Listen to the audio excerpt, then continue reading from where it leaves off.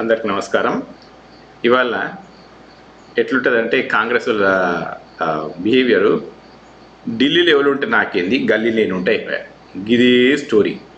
అంతేగాని వీళ్ళకు పార్టీ మరి సెంట్రల్ హైకమాండ్ ఉంటుంది. సెంట్రల్ హైకమాండ్ మనం ఎంత ఎత్తితే మనం గ్రౌండ్ మీద కూడా అంత బలంగా ఉంటాము. ఇంకోళ్ళకి లాలూచి పడాల్సిన అవసరం లేదు, ఇంకోళ్ళ దగ్గర మనం దేహి అనాల్సిన అవసరం లేదు, ఇంకో పార్టీ ఎమ్మెల్యేలు కూడా మన దగ్గరికి మనం గుంజుకోవాల్సిన అవసరం లేదనేది మరి వీళ్ళకి అర్థమవుతుందో కాదో నాకైతే తెలియదు. ఇది నా పర్సనల్ అనాలిసిస్, పర్సనల్ ఒపీనియన్ కూడా. దాన్ని ఎవరైనా తప్పుపట్టాల్సిన అవసరం లేదు. అయితే మీకు ఇలా ఒక ఈ మెసేజ్ చూపిస్తుంది చూడండి ప్రజలారా. ఒక్కొక్కరితో 30 minutes అంట. ఎవరు వీళ్ళు ఒక్కొక్కరితో 30 minutes అని కనుక మనం చూస్తే, ఈ కాంగ్రెస్ పార్టీ ఉన్నది కదా, ఈ కాంగ్రెస్ పార్టీకి అసలు ఓడిపోయింది కదా నిన్న. కాంగ్రెస్ పార్టీ 8 సీట్లు వచ్చినాయి, వీళ్ళకు 14 వస్తాయని చెప్పి రేవంత్ రెడ్డి గారు బలంగా చెప్పారు. ఎంత అవుట్ ఆఫ్ 17 వాళ్ళకు 14 వస్తాయని చెప్పి చెప్పుకున్నారు. మరి 14 రాకుంటే 8 వచ్చినాయి కదా. 8 వస్తే 8 వచ్చినాయి, బీఆర్ఎస్కు 3-4 వస్తే మంచిగా ఉండు, వీళ్ళకి బీజేపీకి 8 వచ్చినాయని చెప్పి హైకమాండ్ బాగా కోపం మీద ఉంది. వీళ్ళ సంగతి ఏంది, వీళ్ళ ఎట్లా ఓడిపోయింది అనే దాని మీద నిజ నిర్ధారణ కమిటీ వేసింది. ఈ కమిటీ వేసి అసలు వీళ్ళను పట్టుకొచ్చారు. దీనికి కురియన్ అని ఒక కమిటీ వేసింది. ఈ కురియన్ అనే అతను, ఐ థింక్ ఈజ్ కేరళ అతను, ఇంతకంటే ఎన్నో సంవత్సరాల నుంచి పార్టీకి విధేయుడుగా ఉన్న వ్యక్తి.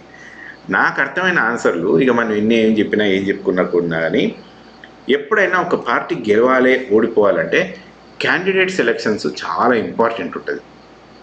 పార్టీకి ఎంత ఉంటుందో క్యాండిడేట్ సెలక్షన్ కూడా అంతే బలంగా పనిచేస్తుంది. అంతే బలంగా పనిచేస్తే అప్పుడు పార్టీ గెలవడానికి కొంచెం బాగుంటుంది, లేకుంటే కొంత కష్టమవుతుంది. ఇక్కడ మనం పార్టీ ఢిల్లీలో ఇప్పుడు నేను ఆల్రెడీ మెన్షన్ చేసినట్టు, గల్లీలో నేను ఉంటాయి, ఇప్పుడు ఢిల్లీలో ఉంటాకేంది పోయి వస్తే ఉన్నారు, లేకుంటే లేదు. ఎందుకంటే మీరు ముఖ్యమంత్రి పదవి అనేది కానీ కనుక చూస్తే ఎంత పవర్ఫుల్గా ఉంటుంది అంటే చాలా పవర్ఫుల్గా ఉంటుంది. ఎందుకంటే స్టేట్లో నడిచేదంతా వాళ్ళ చేతులనే నడుస్తూ ఉంటుంది, వాళ్ళ టీంలే ఉంటాయి, వాళ్ళ చేతులనే నడుస్తుంటుంది. ఆ లెక్క అంతా అదో పెద్ద వ్యవస్థ అన్నమాట. అందుకని మనం ఇక్కడ స్టేట్ను రూల్ చేసుకుంటూ సరిపోతుంది ఉన్న ఉద్దేశంతో ఇవి చేస్తూ ఉంటారు. అయితే ఇప్పుడు మీకు కొన్ని చూపిస్తాను, ఇందులో నిజాలు, ఘోరమైన పచ్చి నిజాలు చూద్దాం మనం ఇక్కడ. ఇప్పుడు ఇక్కడ 8 సీట్లలో ఓడిపోయిన 8 సీట్లలో కనుక చూస్తే మెదక్ దగ్గర ఓడిపోయానండి. మెదక్ దగ్గర ఓడిపోయినప్పుడు నీలమ్మది ఓడిపోయినాడు. నీలమ్మది ఓడిపోతే నీలమ్మదికి మరి ఎవరైనా సపోర్ట్ చేసిండ్రా ఇక్కడ మిగతా కాంగ్రెస్ వాళ్ళు? అంటే ఈ ఐఎన్సీ తెలంగాణ ఒక్క బ్యాచ్ కూడా వచ్చి ప్రాపర్గా ఆయనకు చేయలేదు, ప్రాపర్గా ఆయనకు సపోర్ట్ చేయకపోవడంతో ఆయన ఓడిపోవడం జరిగింది. మరి సరే, మరి అట్లాంటప్పుడు కనీసం టికెట్ అన్న వేరే వాళ్ళకి ఇచ్చుంటే అయిపోయింది కదా. లెట్స్ ఇప్పుడు మనము మన జగ్గారెడ్డి గారికి ఇచ్చుంటే మేబీ ఆయన గెలుస్తుండేనేమో, లేదు అట్లా కాదు అనుకుంటే మైనంపల్లి గారికి ఇచ్చుంటే మేబీ ఆయనైనా గెలుస్తుండేనేమో. వాళ్ళు ఇద్దరు ఉండే కదా, వాళ్ళిద్దరిని కాదని చెప్పి నీలమ్మదికి ఇస్తేవి, నీలమ్మదికి ఇచ్చి ఓడిస్తేవి. మరి ఇక్కడ మెదక్లో ఇప్పుడు గెలిచింది ఎవరో తెలుసు కదా, మన అందరికీ తెలిసిందే. దుబ్బాక, ఇంతకుమంటే ముందు దుబ్బాక ఎమ్మెల్యే, అవునా? ఇప్పుడు మాధవనేని గారు ఇక్కడ గెలిచిండ్రు, రఘునందనరావు గారు. తర్వాత ఈయన ఎవరు మరి? ఈయన గెలిపడానికైనా ఈ స్టెప్పు, నీలమ్మదికి టికెట్ ఇచ్చింది అక్కడ మా రఘునందనరావు గారిని గెలిపేయడానికేనా అంటే మరేమో నాకైతే తెలియదు. కానీ మేబీ బయట మార్కెట్లో ఇక్కడక్కడ కానీ కొంతమంది యూట్యూబర్లు కానీ కొన్ని కమెంట్స్లలో మాత్రం చూస్తే మాత్రం నాకు అదే అర్థమైంది. తర్వాత నెక్స్ట్ స్టెప్లో చూపిస్తా. కరీంనగర్లో ఇక్కడ అసలు వెల్చాల రాజేంద్రరావు గారికి ఇచ్చిండ్రు. వెల్చాల రాజేంద్రరావు గారు ఎప్పుడు ఆయన ఎమ్మెల్యే లెక్క గెలిచిన దాఖలాలు లేవు, ఆయన కరీంనగర్లో ఉన్న దాఖలాలు లేవు. ఇంకా అన్నిటికంటే ఇంపార్టెంట్ ఏంటంటే సామాజిక వర్గం ఏమైందంటే, ఒక క్యాస్ట్ సెన్సెస్ మనం న్యాయం మాట్లాడుకోవాలి ఇక్కడ. ఇప్పుడు ఏమైందంటే ఈ సామాజిక వర్గంలో ఇద్దరు నిలుస్తున్నారు. ఒక్కోళ్ళేమో ఈయన నిలుస్తున్నాడు, ఇంకోళ్ళేమో అటు వినోదరావు నిలుస్తున్నాడు. ఓకే, బోయినపల్లి వినోదరావు గారు. మరి ఇప్పుడు ఈయన ఇద్దరు ఒకటే సామాజిక వర్గం అయినప్పుడు ఓట్లు అనేది ఏ రూపకంగా స్ప్లిట్ అవ్వచ్చు, ఏ రూపకంగా స్ప్లిట్ అయిపోయి, ప్లస్ ఇంకోటి ఏంటంటే ఈ సామాజిక వర్గం ఇక్కడ గెలుస్తుందా అంటే ప్రస్తుతం ఉన్న సిచ్యువేషన్కి వీళ్ళు గెలిచే అవకాశాలు తక్కువ ఉన్నాయి. అట్లాంటప్పుడు మరి క్యాండిడేట్ని మారిస్తే అయిపోయింది కదా. క్యాండిడేట్ను వేరే క్యాండిడేట్కి ఇచ్చుకొని ఉండుంటే, వేరే సామాజిక వర్గానికి ఇచ్చుంటే అది కొంత గెలిచేది. లెటర్సే అక్కడ ఆ ప్రవీణ్ రెడ్డి గారు అన్నారు, ఆయనకి ఇస్తే 1,00,000 మెజార్టీతో గెలిచేదని చెప్పి కాంగ్రెస్ కార్యకర్తలు అక్కడి నోళ్ళే చెప్పిండ్రు. వాళ్ళందరికీ ఏంటంటే ఇక కేసీఆర్ క్యాస్ట్ సెన్సెస్ కనుక చూస్తే వద్దు అన్న టైప్లో ఉన్నారు వాళ్ళు.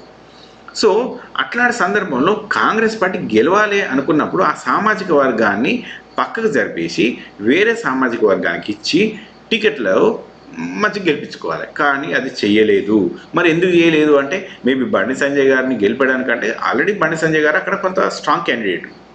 ఏమాట కాబట్టి లాస్ట్ టైం కూడా ఆయన మంచిగానే గెలిచిండు. గెలిచిన తర్వాత ఊరంతా ప్రచారం చేసుకున్నాడు. ఆయన మంచిగా ఉన్నాడు, బలంగా ఉన్నాడు క్యాండిడేట్.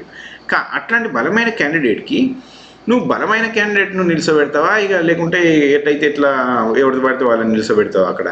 నేను వెల్చార్ రాజేంద్రరావు గారిని నేను ఏమీ చిన్న చూపు చేయట్లేదు, కానీ గెలిచే అభ్యర్థులకు మాత్రం టికెట్ ఇచ్చుకోవాలి అక్కడ, లేకుంటే మాత్రం ఓడిపోద్ది. నా ఉద్దేశంలో ప్రజలు అక్కడ తెలిసిన నాకున్న ఇన్ఫర్మేషన్ ప్రకారం అయితే కొంతమంది కాంగ్రెస్ వాళ్ళు కూడా ఈ బండి సంజయ్ గెలిస్తే వాళ్ళే మనకు వినోద్ను రాజేంద్రరావు అక్కర్లేదు అన్న టైప్లో కాంగ్రెస్ వాళ్ళు స్వయంగా నాతో కూడా చెప్పిన వాళ్ళు కొంతమంది ఉన్నారు.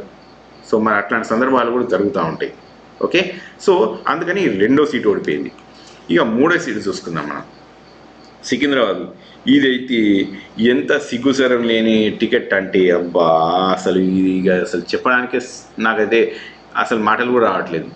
ఈయన ఏ పార్టీలో ఉన్నాడంటే ఇప్పుడు దానం నాగేంద్ర అనే అతను కాంగ్రెస్లో ఉన్నాడా, ఆయన టీఆర్ఎస్లో ఉన్నాడా, ఏ పార్టీలో ఉన్నాడో తెలియదు. ఆయన ఎలక్షన్లో పోటీ చేసినప్పుడు ఎంత అట్లాంటి సిచ్యువేషన్ని తీసుకురావాల్సిన అవసరం ఏంది నాకు అర్థం కాదు. అంటే కిషన్ రెడ్డి గారిని అంత గెలిపాల్సిన అవసరం ఉంది రేవంత్ రెడ్డి గారికి? అదేనా మీరు చేసే పని? అంటే ఇక్కడ గెలిపించడానికి ఏ మాత్రం ప్రయత్నం చేయలేదు రేవంత్ రెడ్డి గారు. Sorry to say Revanth Reddy గారు, I'm accusing you on this. కానీ పార్టీ మీది కాదు ఇది.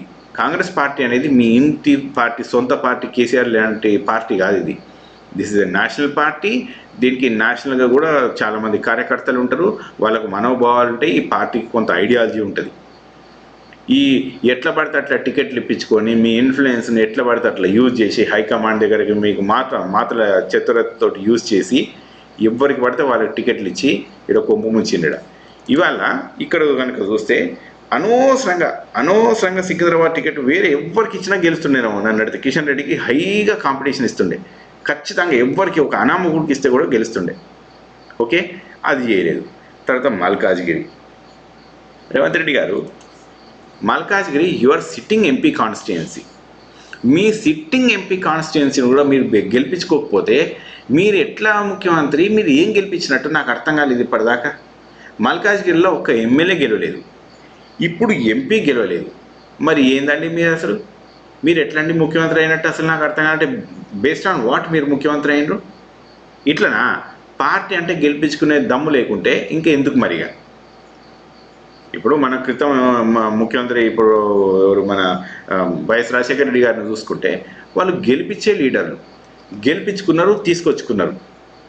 అంతేగాని ఊరికే అట్లా కాదండి. ఇది చాలా పొరపాటు మీరు చేసిన పని. సో ఈ టికెట్ పైన ఘోరమైన అన్యాయం టికెట్ అది. ఇప్పుడు మీ మల్కాజ్గిరిని మీరు సొంత గెలిపించుకోలేదు, అక్కడ ఎమ్మెల్యేలు గెలవలేదు, మీకు ఎంపీ కూడా గెలవలేదు. అంటే మల్కాజ్గిరిలో అసలు మీరు ఎందుకు పనికిరారన్నట్ట మరి? అది లాస్ట్ టైం గెలిచింది టీడీపీ వాళ్ళ సపోర్ట్ తోటి గెలిచిందన్నట్ట మరి? ఆ లెక్క ప్రకారం చూస్తే అట్లా కాదు కదా, మీకు సొంతకు బలం ఉండాలి కదా అక్కడ. నెక్స్ట్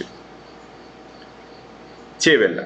ఇక చేవెళ్ళ సంగతి మనం ఏం చెప్తాంలే, కానీ ఆడ రంజిత్ గారు గట్టిగానే ప్రయత్నం చేసి ఉంటారు, ఆయన సిట్టింగ్ కాబట్టి మనం ఏం చేయలేము. ఇక నిజామాబాద్ అంటారా, ఆయన కొత్త స్ట్రాంగ్. ధరంపూర్ అరవింద్ గారు కొత్త వాక్చాతుర్యమైన వ్యక్తి, ఆయన గట్టిగానే ప్రయత్నం చేసిన. ఆ టికెట్ వాళ్ళకి పోతుండే, ఆ టికెట్ వాళ్ళకే పోతుండే, అది కంపల్సరీగా ఆయన గెలుస్తుండే. అది ఇంకా అక్కడ జీవన్ రెడ్డి గారు కాకుండా మేబీ ఎవరికైనా యంగ్ వాళ్ళకి ఇచ్చి ఉంటే కొంత వేరే ఉండేదేమో. కానీ అట్లున్నా కూడా he was strong, he was very strong. Dharampur Arvind గారు గట్టిగానే ఉన్నారు. తర్వాత మనం మహబూబ్ నగర్. అవ్వా, ఇదైతే ఇక ఏం చెప్పాలో నాకు అర్థం కాదు. ఆయన సొంత జిల్లా, రేవంత్ రెడ్డి గారిది ఇది సొంత జిల్లా. సొంత జిల్లాలో కూడా ఆయన ఎంపీగా గెలిపించుకోలేకపోయిండ్రు. మరి దీన్ని ఎట్లా చూడాలి మనం? ఇప్పుడు వంశీచంద్ గారిని గెలిపించుకోవడానికి ఏమన్నా చేయాలి, కానీ వీళ్ళు ఏమీ చేయలేదు. మీకు అన్నిటికంటే ఒక హయ్యెస్ట్ స్టోరీ చెప్తాడు ఒకటి. ఇక్కడ నడిగడ్డ పోరాట సమితి అని ఒకటి ఉంటుంది. ఇక్కడ వీళ్ళ మహబూబ్ నగర్లో నడిగడ్డ పోరాట సమితి ఉంటుంది.